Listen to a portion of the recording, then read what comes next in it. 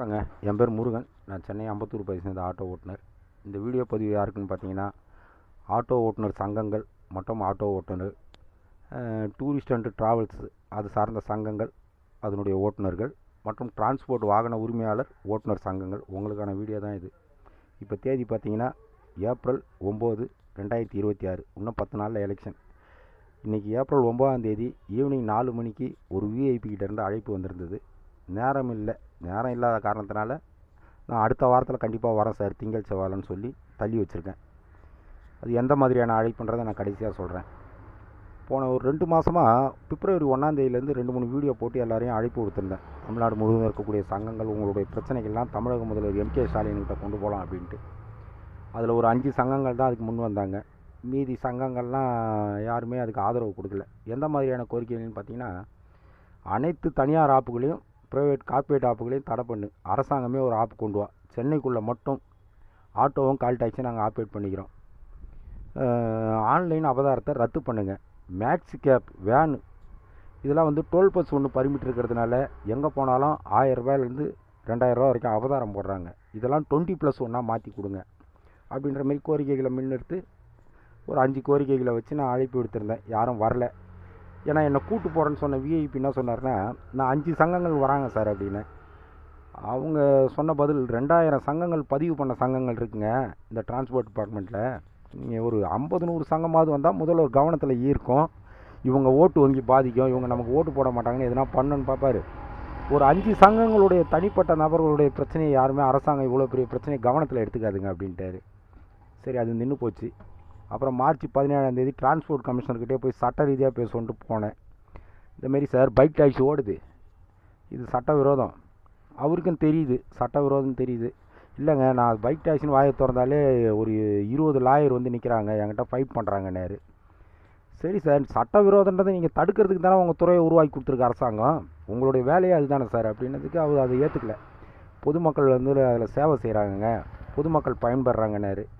அப்போ கஞ்சா விற்றா பொதுமக்களுக்கு பரவாயில்லையா சார், அதையும் விற்றுடலாம்ல, பொதுமக்களுக்கு வந்து தேவைப்படுத்தும் போது கஞ்சாவை விட்டுருங்க அப்படின்னு நான் பரிசீலனை பண்ணுறேன்னாரு. அப்புறம் வந்து வேகனார் காரு, இந்த ராபிட்டோ ஊபரில் வந்து ஒரு 21,800 கார் சென்னையில் ஓடுது சார், ஆட்டோ தொழில் பாதிக்குது அப்படின்னு. நான் அது டூரிஸ்ட் பர்மிட் சார், அப்படி ஓட்டக்கூடாது, ஓன்கம் டிரைவர் ஓட்டுறது எங்களுக்கு அப்ஜெக்ஷன் இல்லை, இந்த டூரிஸ்ட் வாகனங்களை அவனே ஒரு கார்ப்பரேட் நிறுவனங்கள் சம்பாதிக்கிறதுக்காக எங்களுடைய வாழ்வாதாரத்தை பாதிக்குது சார், ரேட்டு கம்மியாக வச்சு ஓட்டி எங்களை அழிச்சிக்கிட்டு இருக்கிறான் அப்படின்னு. அது டூரிஸ்ட் பர்மிட்டாக இருந்தால் நான் 10 நாளில் நடவடிக்கை எடுத்து ஊபர்லேருந்து நான் காரை எடுத்துட்றேனாரு. எப்போ மார்ச் 17ஆம் தேதி சொன்னார். இன்றைக்கி ஏப்ரல் 9ஆம் தேதி வீடியோ போட்டுக்கிட்டுருக்கேன். இது வரைக்கும் ஒரு மயிலையும் பிடுங்கல. ஐஏஎஸ் ஆஃபீஸராக இருந்தால் என்ன, நேர்மையாக இருந்தால் தான் மரியாதை கொடுக்க முடியும். என் மேலே வழக்கு போட்டுக்குங்கடா, பார்த்துக்கலாம். சரி, இதெல்லாம் எதுவுமே பண்ண முடியலன்னு தெரிஞ்சு போச்சு. 5 வருஷமாக எவ்வளோ போராட்டம் ஏதோ பண்ணி பார்த்தாச்சு. இப்போ இருக்கிற தமிழக எம்.கே. ஸ்டாலின் அவர்களும் கோரிக்கைகளை பரிசீலனை பண்ணுற மாரி இல்லை. ஏன்னா மாதம் 250 கோடி லஞ்சம் போகுது. இந்த கார்ப்பரேட்டுகளை வந்து இந்த ஒரு விஷயம் புரிஞ்சுங்க, டிரான்ஸ்போர்ட் கமிஷனர்கிட்ட 20 நிமிஷம் வாக்குவாதம் பண்ணுறேன், எல்லாத்துக்கும் எனக்கு அவர் பதில் சொல்கிறாரு. நான் சட்ட ரீதியாக கேட்குற கேள்விக்கெல்லாம் மழுப்பலான பதில்களை சொல்கிறாரு. இவங்களுக்கெல்லாம் லஞ்சம் வாங்கி கொடுக்கறதுக்காக இவங்கெல்லாம் ஐஏஎஸ் படிச்சுட்டு வந்திருக்கிறாங்க. இவங்களெல்லாம் மூல செலவு பண்ணியே டிரான்ஸ்போர்ட் கமிஷனராக போட்டு வச்சுருக்கிறாங்க. ஆட்டோக்காரன் வருவான் சண்டை போடுவான், டூரிஸ்ட்டு கார்காரன் வருவான் சண்டை போடுவான், கால் டாக்ஸி சங்கங்கள்னு வருவாங்க, எல்லாரையும் சமாளிக்கிறதுக்கு தான் நீ ஐஏஎஸ். இந்த தண்டக்கர்மாந்திரம் பிடிச்ச துறைக்கு ஒரு வருஷத்துக்கு 3000 கோடி இவனுங்களுக்கு சம்பளம், வேலை செய்யாமல் இருக்கிறதுக்கு. சரி, இவங்களெல்லாம் அப்புறம் பார்த்துக்கலாம். சரி, இன்றைக்கி இப்போ காலையில் 10 மணிக்கு ஒரு விஐபி கிட்டேருந்து அழைப்பு வந்தது, இன்றைக்கி 4 மணிக்கு சந்திக்க முடியுமான்ட்டு. அவங்களுக்கும் நான் இந்தமாரி ஒரு 5 கோரிக்கைகளை தான் வச்சுருந்தேன். இந்த ஆட்டோ தொழில் சார்ந்த தொழிலாளர்கள் மட்டும் தமிழ்நாடு முழுவதும் 5 லட்சம் பேர் இருக்காங்க. இவங்களுடைய குடும்ப ஓட்டு வங்கி இருக்குது. டூரிஸ்ட் அண்டு ட்ராவல்ஸு வாகன ஓட்டுநர் உரிமையாளர்கள்னு அவங்க ஒரு 80,000 பேர்கிட்ட இருக்காங்க. மற்ற லோடு வாகனங்கள் எல்லாம் சேர்த்து ஒரு 7 லட்சம் டிரைவர் இருக்காங்க சார். இவங்க குடும்ப உறுப்பினர் ஓட்டெலாம் இருக்குது. எங்களுடைய பிரச்சனைகள் நீங்கள் தீர்த்து கொடுத்தீங்கன்னா, வர தேர்தலில் தீர்த்து கொடுக்குறோன்னு வாக்களிச்சிங்கன்னா உங்களுக்கு நாங்கள் ஓட்டு போட தயாராக இருக்குன்னு சொல்லியிருந்தோம். சரி, அது எந்த அரசியல் கட்சின்னு பார்த்தீங்கன்னா, அனைத்து இந்திய அண்ணா திராவிட முன்னேற்றக் கழகம். திரு எடப்பாடி அவர்களுக்கு தான் ஒரு வாரத்துக்கு முன்னாடி இந்த கோரிக்கையை வேறு ஒரு விஐபி மூலமாக சொல்லி வச்சுருந்தேன். ஆனால் அவங்க வந்து கொஞ்சம் தேர்தல் பிரச்சாரத்தில் கொஞ்சம் மாற்றங்கள்லாம் இருந்ததுனால இன்றைக்கி ஈவினிங் 4 மணிக்கு சொன்னாங்க. நம்மளுக்கு நேரம் இல்லை, ரெடி பண்ண முடியாது. சரி, நான் வந்து அதிமுக காரனானா கிடையாதுங்க, நான்லாம் 3 தலைமுறையாக திமுக காரன் தான், அதையும் காட்டிடுறேன். என்னடா திடீர்னு இருந்தாலும் அதிமுகவுக்கு சொம்பு அடிக்கிறான்னு நினச்சிக்காதீங்க. பார்த்துக்குங்க, என்னுடைய 3 தலைமுறையாக நான் திமுககாரன் தான். இனிமேல் ஜென்மம் அழிஞ்சாலும் நான் ஒரு அப்பனுக்கு பிறந்தவன், திமுக ஓட்டு போட மாட்டேன். எந்த டிரைவரும் போட மாட்டான்னு நினைக்கிறேன். ஏன்னா பண்ண ஊழலும் மொள்ள மாதிரித்தனம் முடிச்சு வைக்கத்தானே அவ்வளோ பண்ணியிருக்காங்க. இன்றைக்கி வர சொன்னாங்க, முடியாதுங்க, வாய்ப்பு இல்லைன்னு சொல்லியிருக்கேன். நெக்ஸ்ட்டு அதை திங்கக்கிழமை சொல்கிறேன்னு இருக்காங்க. இதில் அரசியல் கிடையாது. திமுக வந்தால் இந்த பிரச்சனை தீர்ந்துடும், அந்த பிரச்சனை தீர்ந்துடும்னா நம்ம கடந்த தேர்தலில் வாக்களித்தோம். அத்தனை ஓட்டுநரை வாக்களித்தாங்க. ஆனால் எல்லா பிரச்சனையும் 1க்கு 4 மடங்காகி ஆட்டோ டிரைவர்கள்லாம் நடுத்தருக்கு வந்துட்டாங்க. ஒரே வருஷத்தில் 30,000 வண்டி சீசிங் போயிருக்குது. ஆட்டோலாம் கால் டாக்ஸும் சீசிங் போயிருக்குது. ஏன்னா ரேட்டு கம்மி, கிலோமீட்டருக்கு 11 ரூபா 12 ரூபா போடுறாங்க. கார்பரேட்டுக்கு லஞ்சம் வாங்குறதுனால இவங்களால கேட்க துப்பு இல்லை, வக்கு இல்லை. சரி, கார்பரேட் நிறுவனங்கள் எடப்பாடி நம்ம ஆதரவு அளித்து அவர் ஜெயிச்சு வந்தால் தடை பண்ண முடியுமானா தடை பண்ண முடியாது. அவன் நீதிமன்றத்துக்கு போவான், நான் வேலை வாய்ப்பு கொடுக்குறேன்னு எதனா போராடுவான். ஆனால் பைக் டேக்ஸை நம்ம பூந்து அடித்தோம்னா நமக்கு ஆதரவாக அந்த அரசாங்கம் நிற்கும். பைக் ஓட்டுறவங்களை எங்கே பார்த்தா அடிக்கிறதுக்கு ரெடியாகிறாங்க ஆட்டோ ஓட்டுநர்கள்லாம். சின்ன பசங்களாம் விட்டால் பொழந்து எடுத்துருவானுங்க. ஒரு 2-3 நாள் அங்கங்கே போட்டு அடித்தோம்னா இது சட்ட சிக்கல் வருது, சட்ட பிரச்சனை வருது அப்படின்னு சொல்லி பைக் டேக்ஸை எடப்பாடியை க்ளோஸ் பண்ணிவிடுவாங்க. நம்ம ஆதரவு கொடுத்து நமக்கு அவங்க ஆதரவாக இருந்தால் அவங்களே க்ளோஸ் பண்ணுறாங்க. பைக் ஓட்டினா பிரச்சனை வந்ததுன்னா நாங்கள் பொறுப்பு கிடையாது அப்படின்ட்டு. வேகனார்காரையும் அங்கங்கே பிடிச்சி 4 வண்டியை உடச்சோம்னா அதையும் வெளில தூக்கிடுவாங்க. Own cum driver call taxi மட்டும் சென்னையில் ஓட்டிக்கப்பா, ஆட்டோ ஓட்டிக்கின்ட்டு. இதுக்கெல்லாம் நமக்கு ஒரு அரசியல் அதிகாரம் தேவை. அதுக்காக தான் திரு எடப்பாடி பழனிசாமி அவர்களை ஆதரிக்கலான்ட்டு நான் முடிவு எடுத்திருக்கிறேன். என் கூட சங்கங்கள்லாம் ஒன்றா சேர்ந்து கூட நின்னீங்கன்னா இந்த பிரச்சனைகள்லாம் தீர்க்க முடியும். கார்பரேட்டை நான் தடை பண்ணுன்றது தான் முக்கியமான கோரிக்கை. அதை பண்ணுறதுன்றது சாதாரண விஷயம் கிடையாது. இது விஷம். இந்த விஷம் எல்லா இடத்துலையும் பரவிடுச்சு. தமிழ்நாடு, இந்தியா ஃபுல்லாக பரவி நிற்கிது. அதை விட முக்கியமாக மத்திய அரசு இதுக்கு பயங்கர சப்போர்ட்டு. ஏன்னா இதை நடத்துகிறவங்க ஃபுல்லாக பார்ப்பான்.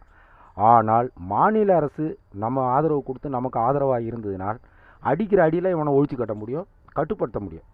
நமக்கு அதிகாரம் தான் தேவை. தயவு செய்து புரிஞ்சுக்கங்க, நான் அதிமுககாரன் கிடையாது. நீங்கள் நிறைய பேர் நினச்சிக்கிட்டு இருப்போம் அதிமுக வந்தால் பிஜேபி உள்ளே வந்துடும் அப்படின்ட்டு.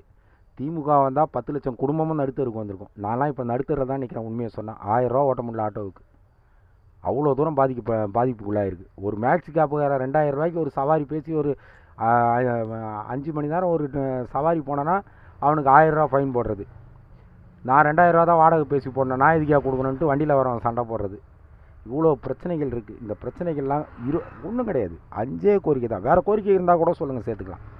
முக்கியமான கோரிக்கைகள், கார்ப்பரேட் நிறுவனங்கள் அனைத்தையும் தடை பண்ணு. கார்ப்பரேட்டை தடை பண்ணால் தான் மீட்டர் கட்டணம் மாற்றி அமைக்க முடியும், பைக் டாக்ஸியை ஒழிக்க முடியும். இல்லையா அரசாங்கமே ஒரு ஆப்பு கொண்டு வா, இல்லையா கட்டுப்படுத்து. முதல் கோரிக்கை. ஆன்லைன் அபதாரத்தை ரத்து பண்ணு. நீ எதுக்கு ஆன்லைன் அபதாரம் மத்திய அரசு கொண்டு வந்துச்சு, அது வாகனில் ஆட் ஆகிடுச்சா, மாதத்துக்கு ஒரு அபதாரம் போட்டுக்கோ, 30 நாளைக்கு ஒரு அபதாரம் போட்டுக்கோ. நீ டெய்லி வாரத்துக்கு 4 அபதாரம் போட்டால் எங்களால் தாங்க முடியாது. 2, அடுத்தது மேக்ஸ் கேப் வாகனங்களுக்கு 12+1 20+1 மாற்றி கொடு. இதை விட இன்னொரு முக்கியமான விஷயம் சொல்கிறேன். 2006 தேர்தலில் இதே எம்கே கலைஞர் அவர்களுக்கு Chennai tourist driver welfare association திரு தலைவர் பிரேம் அவர்கள் இருந்தார். நான் ஜெனரல் செக்ரட்டரியாக இருந்தேன். அப்போது ஆதரவு கொடுத்துருந்தோம்.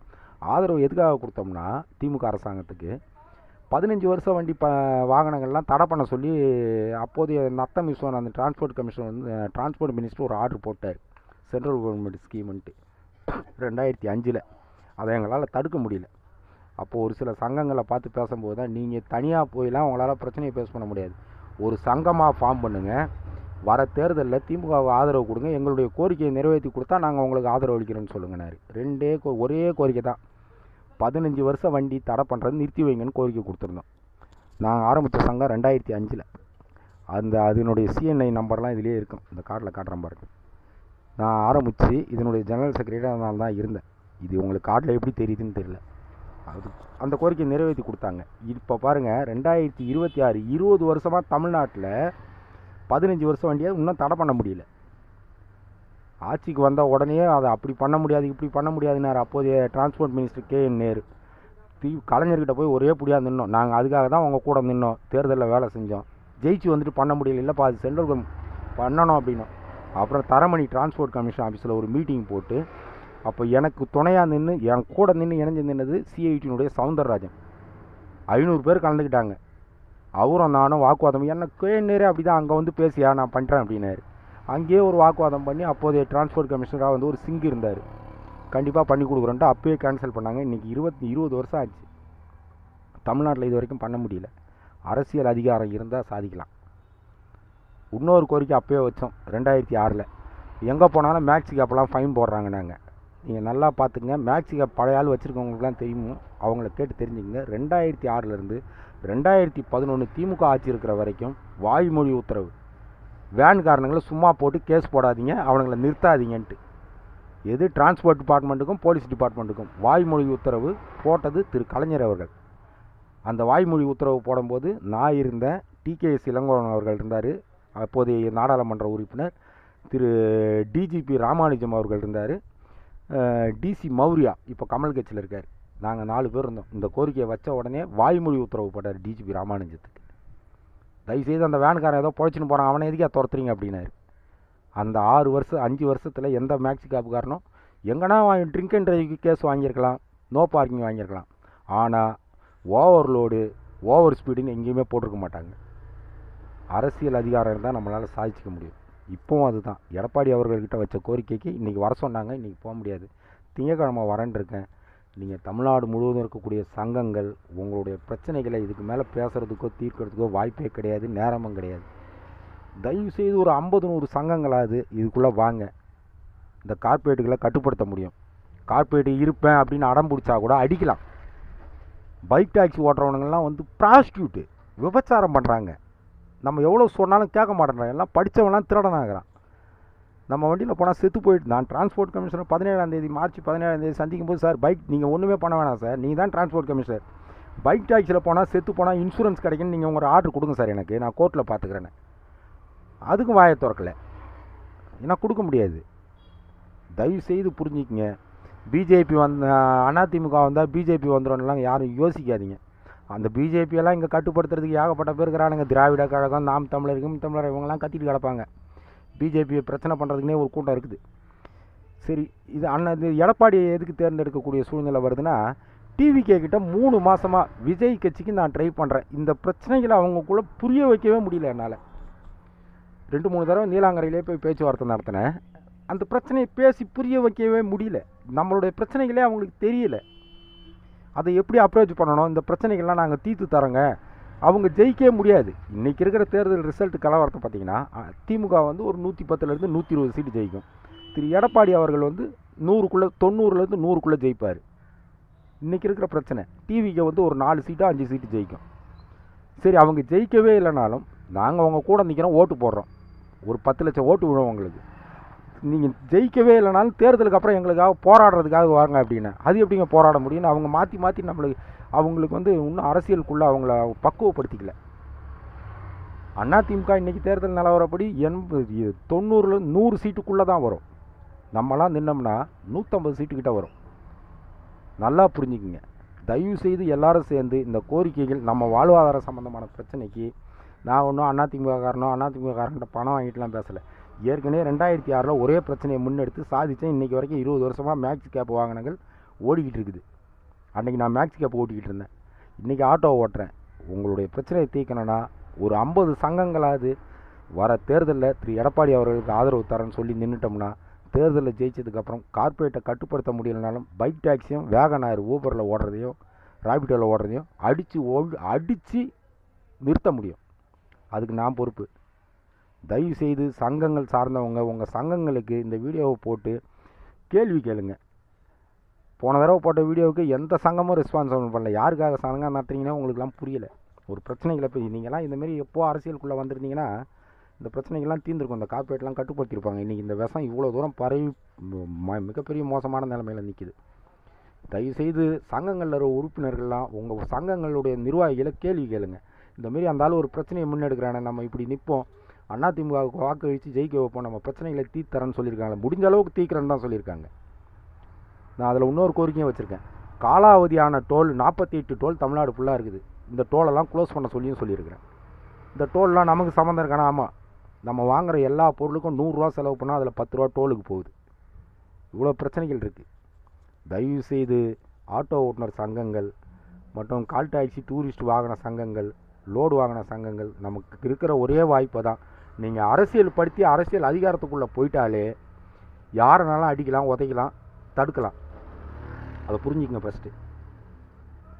ஆட்சிக்கு வந்தால் 3 மாதத்தில் உங்கள் கோரிக்கைகள் நாங்கள் பரிசீலனை பண்ணுறேன்னு சொல்லியிருக்காங்க. இன்றைக்கி டைம் கொடுத்துருந்தாங்க 4 மணிக்கு. நான் கொஞ்சம் அதில் கவனக்குறைவாக இருந்ததுனால அந்த சரி பண்ண முடியாமல் போச்சு. வர திங்கக்கிழமை நான் கேட்டிருக்கேன், சரின்னு இருக்காங்க. இது சம்மந்தமாக உங்களுக்கு ஆதரவு அளிக்கணும்னு தெரிஞ்சால் உங்களுடைய லெட்ரு பேடை என்னுடைய வாட்ஸ்அப் நம்பருக்கு நான் சொல்கிற மெசேஜை டைப் பண்ணி அனுப்பிவிடுங்க. என்னுடைய நம்பர் 90,323,90323. தமிழில் சொல்கிறேன், 90,323 90,323. ஆட்டோ ஓட்டுநர் சங்கங்கள்லாம் உங்களுடைய டிரைவர்கள்லாம் உங்கள் சங்கத்தில் பதிவு போட்டு கேளுங்க. இந்த மாதிரி ஒரு பிரச்சனையை முன்னெடுத்துருக்காங்க, நம்ம சங்கம்லாம் ஆதரவு கொடுக்கணுன்னு. மற்றபடி இந்த டூரிஸ்ட் சங்கங்களும் உங்களுடைய சங்க நிர்வாகிகளை கேள்வி கேளுங்க. ஏன்னா இவங்கெல்லாம் எதுக்காக சங்கம் நடத்துகிறாங்கன்னே தெரியல. 2 மாதத்துக்கு முன்னாடியே இதுக்குள்ளே வந்திருந்தால் இந்த பிரச்சனைகளை தீர்த்துருக்கலாம். நன்றி, வணக்கம். என் பேர் முருகன்.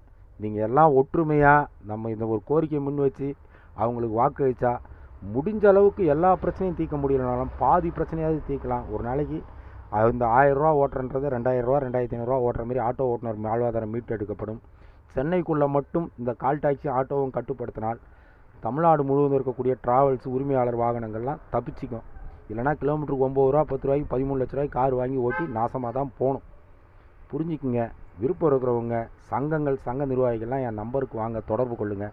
கண்டிப்பாக இது சாதிக்க முடியும். நன்றி, வணக்கம். என் பேர் முருகன்.